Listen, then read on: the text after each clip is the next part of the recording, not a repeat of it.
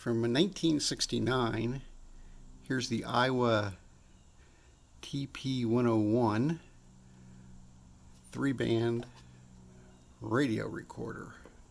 This one has the FM band, 88 to 108 megacycles, marine band, 1.6 to 40 megacycles, and AM, 525 to 1650 kilocycles.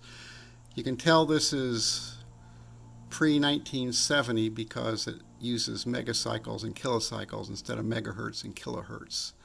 We have a recording level meter, radio or tape switch, on-off volume, tone control, and tuning dial.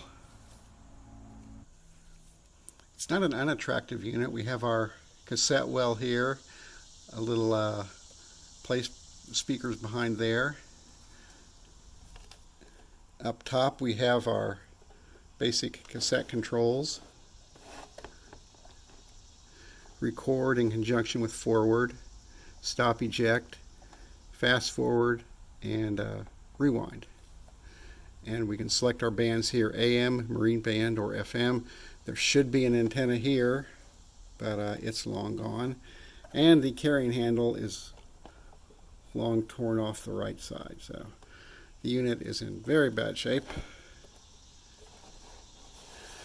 Around the left side we have a spot for a mic or a mic with remote, an aux in or speaker jack to an external speaker.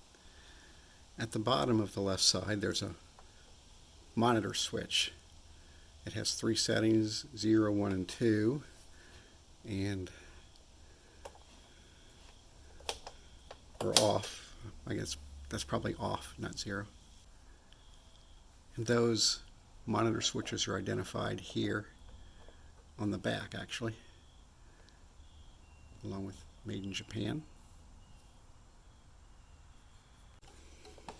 Around the back we have our severe cord burns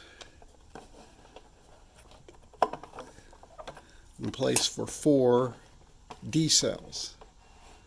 You can see a date code here, August of '69. So that's pretty definitive. I've seen some sites that list this as a 1970 or so, and that's pretty darn close. But also some sites say this is the first radio recorder. It is not by a long shot. I'll show one at the end of the video that is what I think the first. Around the right side we have a jack for the power cord. I did get the original power cord with this, at least I think it's original, so that's good. Looking inside at the little we can see without desoldering a whole mess of wires, which I'm not going to do. I'm not going to change the belts. It's really not worth it. This beat up old rat. See some of the mechanism here.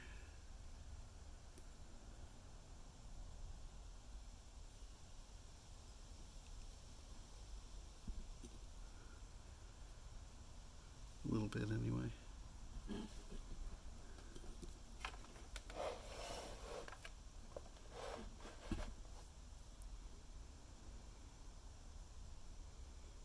It's very clean in here for as old as it is.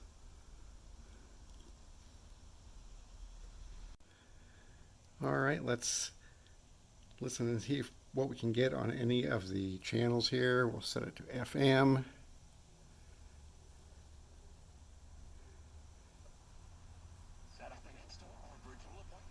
No antenna. Oh, honey. Q95.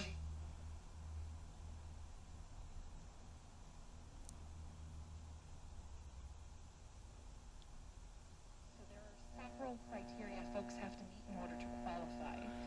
First and foremost, Public broadcasting. It's a radio station I usually listen to. This is a local high school station right near me. It doesn't have any commercials. And it doesn't play classic rock or anything. It's mostly modern songs.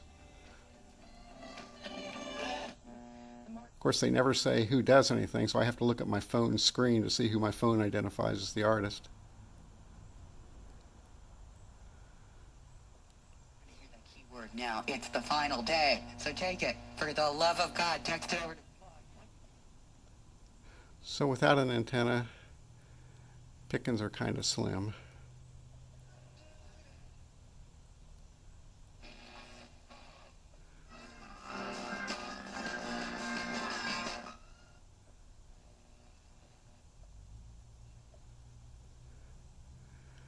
Let's see, we're not going to get anything on marine band, are we?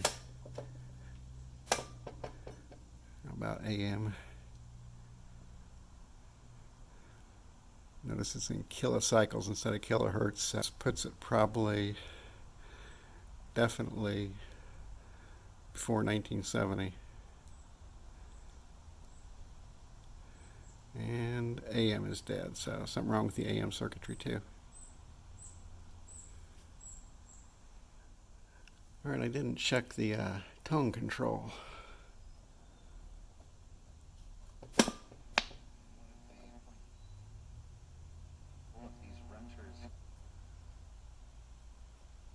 This sort of thing. They aren't even aware of some of these programs whenever they come up, and so getting the word out. We're not going to hear anything. There's a click there, a detent on the tone control. That this is bringing toward us. Okay, Samantha. I'm Dr. Kimberly Roop with Anthem. Please get involved with No One Runs on Empty. I can hear Donate a today difference at between cleaners. bass and treble. Stop into Stockenfield, formerly Big R's. Can't afford to play any music on it. Copyright. Extending our bucket sale, offering new daily deals, increasing our clearance selection, and saving you up to 75%. There's a difference between bass and treble when I use the tone control. All right. Plugging my microphone into the mic jack, setting the monitor to monitor 1. I can see this does have a public address system monitor, or you could use as a public address, I guess, if you wanted to get some feedback. I'm pretty close to the speaker, but at least that function works. You have to be in record mode for that PA to work, or for that monitor function to work. And if you look at the recording meter, it does definitely ping. All right, going to play a tape. The record level meter drops off. You can hear a motor, but there's no tape action in there. Belts or something is all done in.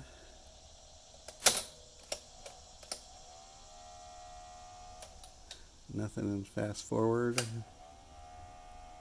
Nothing in fast reverse. And both of those are only intermittent. As long as you keep your finger on them, you would get some action. I suspect this would need a belt change, which I'm probably not going to do. The unit is too messed up to go through that trouble with the broken handle and no antenna and massive amounts of wire burn on the back. So we're just going to leave it as it is. We all know what a cassette sounds like, a Norelco cassette. I noticed as I was looking for a tape to put in there to practice, I grabbed a couple, and I was looking at the first one, which I didn't use because it's a Type 2 chrome tape, and I noticed it said energy efficient and anti-resonance cassette mechanism. Don't you hate when you only get one that's one or the other, energy efficient or anti-resonance? Of course, you want both. So this gives you both energy efficient and anti-resonance. That's what you need. Well, it doesn't play tapes. It doesn't get AM. Marine band's not an option here. Antenna's broken off. Handle's broken off. Severe cord burns on the back.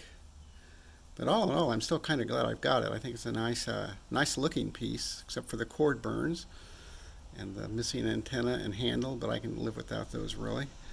It's a good sample of those old late 1960s recorders from Japan, and I don't have an old Aiwa anyway, so I'm glad to have it.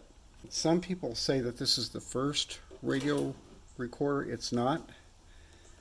I have made a video about what I believe is the first radio recorder, which is the Philips Norelco 22RL962 from 1966. There is a video about this on my channel. Not 100% working, but not bad, really. So you might want to check that out. So I'm calling this the very first radio recorder ever.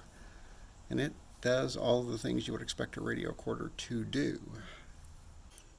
So that's a quick look at that little Norelco, and that'll wrap it up for this video that I could show what I could show of the 1969 Aiwa TPR-101. Hope you enjoyed the parts we could see and a look at this old beast. Thanks for watching. Bye.